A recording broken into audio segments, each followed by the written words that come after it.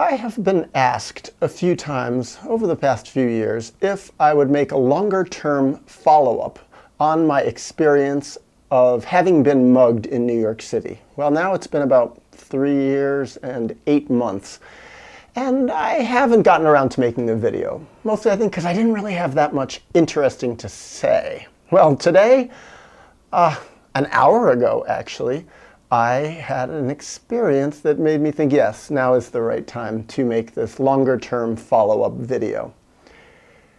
I was walking in my neighborhood in downtown Manhattan, and guess who was walking right toward me on an empty street? One of the guys who mugged me. I saw him from a distance. I'm like, that's one of the guys. I recognized him right away. I recognized his face. And he kind of looked at me and noticed me, but he didn't recognize me. He didn't know who I was, which was actually quite nice. But it was a strange thing.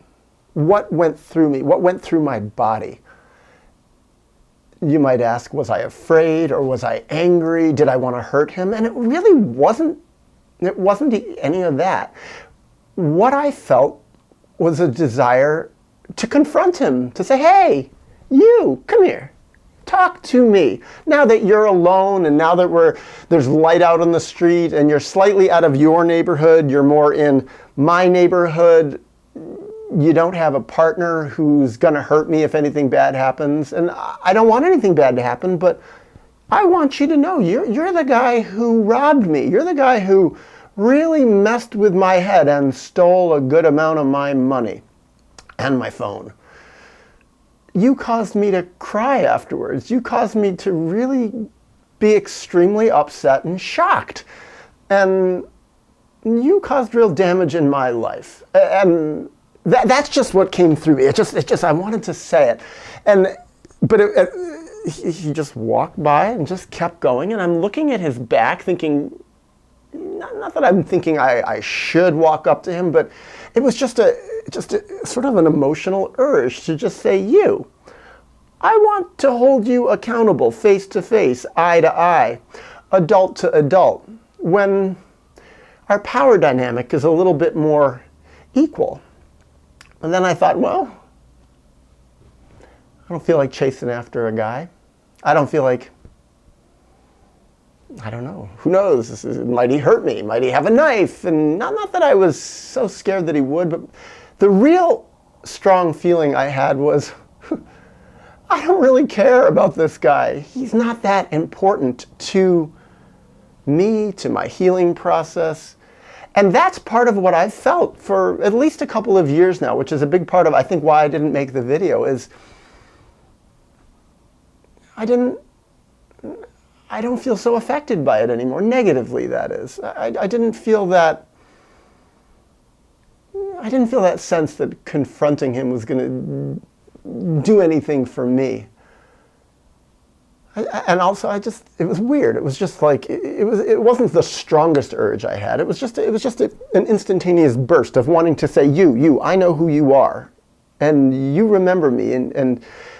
But then I thought more. I was like, back when I got mugged, right afterward, and talked to the detectives and the police, and had to go to the police station and all that, and had a therapist for a while. The victim services gave me a once-a-week telephone therapist, and I believe it was the therapist. She gave me their names, the guys' names, and those names were like burned into my head. And I have a really good memory. I have a good memory for faces. Obviously, I could remember the guy, but I couldn't remember his name.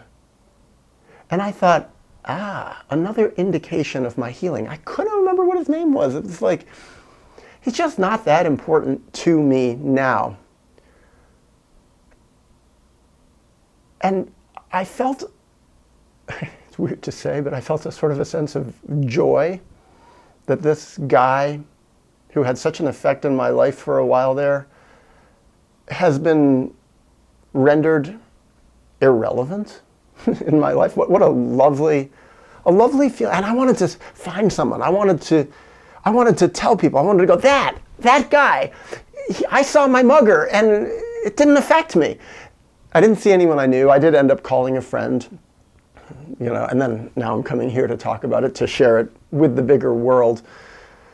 I also realized I don't have any fear to share this in public. I remember the district attorney, what a jerk that guy was. I've forgotten his name too. The guy who was supposed to defend me didn't, but he was like, oh, video's dangerous, don't do it, et cetera, et cetera. And I'm like, no, I'm doing it. It's like, this is for the public good, is how I feel.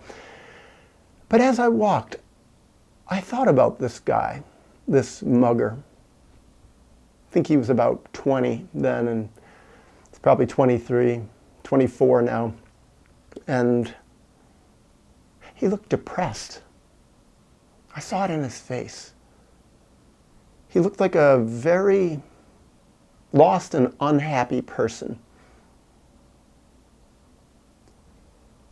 I don't wish that expression and those feelings and that state of mind on anyone,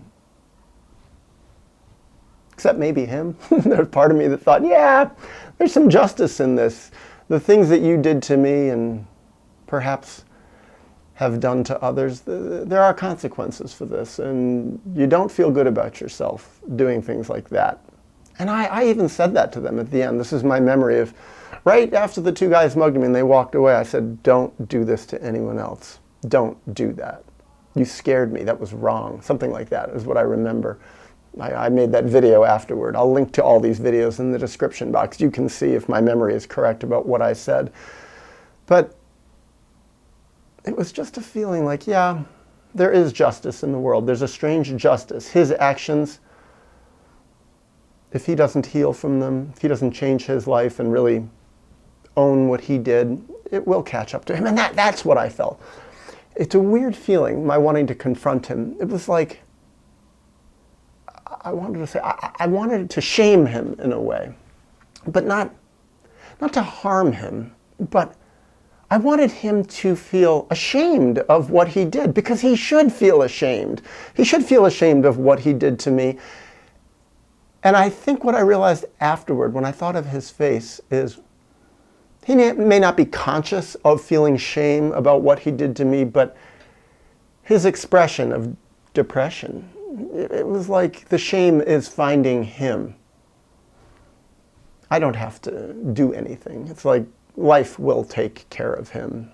And hopefully life will wake him up and make him a good person at some point. But right now, didn't look that way. It looked like he was a very lost soul. And I don't feel lost. That's what's lovely.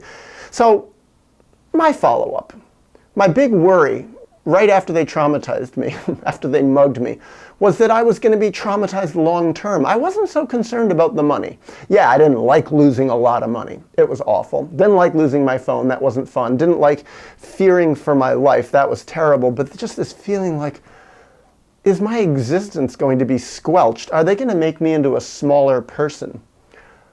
And my answer is no. No, no, no, no. I feel bigger than I was then.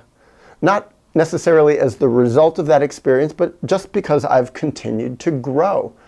I think about also how I can walk down the street and not be afraid. I can walk at night out on the street. I'm not afraid. I still don't like people walking behind me. And I think that's actually kind of healthy in a way. I'm not like freaked out by people walking behind me, but I'm more self-protective now. I'm more conscious of the world. I was a little arrogant, maybe. That's why they got me. I was not taking good care of myself. Also, I noticed this now versus then. When they mugged me, these two guys, I didn't want to look over my shoulder, and because I kind of had the feeling intuitively that they were after me, they were onto me and following me, but I didn't want to make a big deal out of it by looking over my shoulder at them. Now I look over my shoulder. Looking over my shoulder is an act of self-love. If I feel uncomfortable, I don't have to answer to anyone. It's better to just follow my impulses and look over my shoulder and see if, well, someone's charging up and going to mug me. It hasn't happened since then. No one has tried to rob me since then. Well, maybe a little bit when I traveled. People have tried to rip me off a number of times for sure, but no one's actually physically tried to come in my space. Or maybe they've picked up that I'm not so easy to mug because I have more situational awareness now. I feel that's a good thing to have, better than I used to have. But I also think about my travels. I've done so much hitchhiking in foreign countries, places that people said it's not so safe to do it, but I felt okay to do it. And I wondered also, that mugging, is it going to be the end of my hitchhiking days? End of my traveling to really weird and kind of dangerous places? No. I think I felt safe in myself, projected a safe aura to the world, and have been safe. Done a lot of things pretty wild, like hitchhiking in Africa, hitchhiking in pretty unusual places in Asia since that mugging happened, and went through a year ago in Gabon, a year and a half ago or so, I went through, a revolution in the country when I was there, and there was a coup d'etat, and the country got militarized. They closed the airport, shut the internet down in the country, and I was living way out in a village with some folks I met, with some musicians.